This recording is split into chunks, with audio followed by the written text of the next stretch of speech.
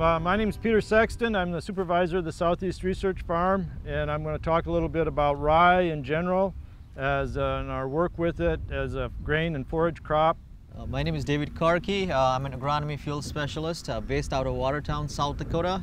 And today I'm here down at the Southeast Research Farm to highlight some of the things that we have done with rye variety trial.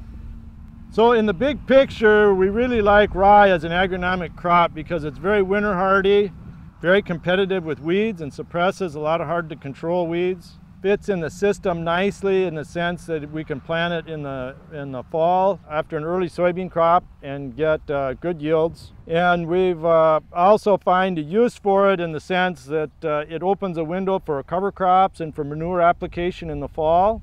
It also adds a rotation benefit.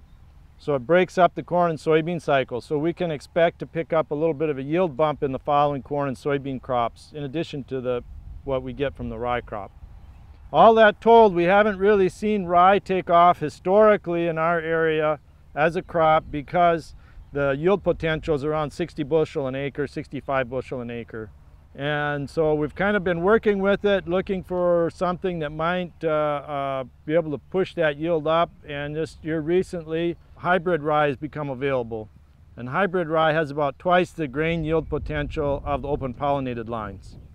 And with that, I'll turn it over to Dr. Karki, and he's going to talk about our trial results. Thank you, Pete. We have heard about rye as generally as a cover crop in the last 7 to 10 years, but there's not much selection out there if somebody wants to grow for grain.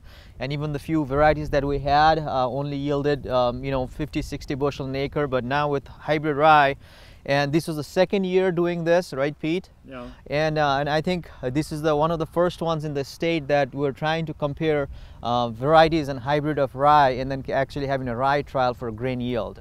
So last year we had the result that the first trial was in 2018, planted in 2018, harvested in 2019. So this is the second year. I do have some data from last year, but just quickly I want to highlight two different lines out right here behind me. So this you see Tayo hybrid rye was the highest yielding last year, about 105 bushel an acre.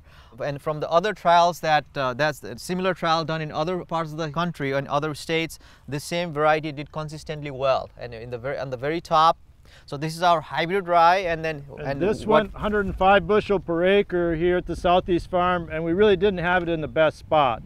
If we'd put it in a little better drain, better conditions, I think we would have done better.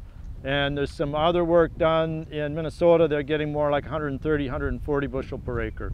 So I was really happy with this, given where we put it, that we got 105 bushel per acre. So this one was our highest yielding in the whole trial with 105 bushel acre last year. And then and among the open pollinated one, we had the highest yielding open pollinated variety was Hazlitt, which was 61 bushel last year, 61 bushel per acre. So if you compare the yield, 61 versus 105, we're almost doubling that grain yield by having a hybrid line. And given the better growing conditions this year, we actually expect this hybrid rye to do even better this year. But if you look at the visual observation, you can kind of tell there are more healthier heads per unit area than the Hazlitt we have over here. So last year we had about 8 hybrid lines we tested last year, and then 3 open pollinated varieties and 3 triticale varieties and 1 wheat varieties, just for comparison. And triticale, we have this high octane triticale right here, which seems a little delayed. If you look closely, this one is a little greener than our rye varieties, just because it got late start. Rye is known for its best overwintering properties, so rye got a head start in the spring this year than triticale lines we have. Yeah, so that's something we've seen in previous years too, where the winter rye has handled adverse winter conditions much better than either winter triticale or winter wheat. That's another reason we like rye. And then the question becomes, what about the market? There's a food market for the rye, which is pretty good, but then that can get filled up quickly. So hence we've been doing some work looking at the feeding value of rye, and I think that's Dr. Zach Smith and Warren Ruschi talked about that earlier, but we're hoping it looks like we're going to see good potential for the rye in the cattle rations.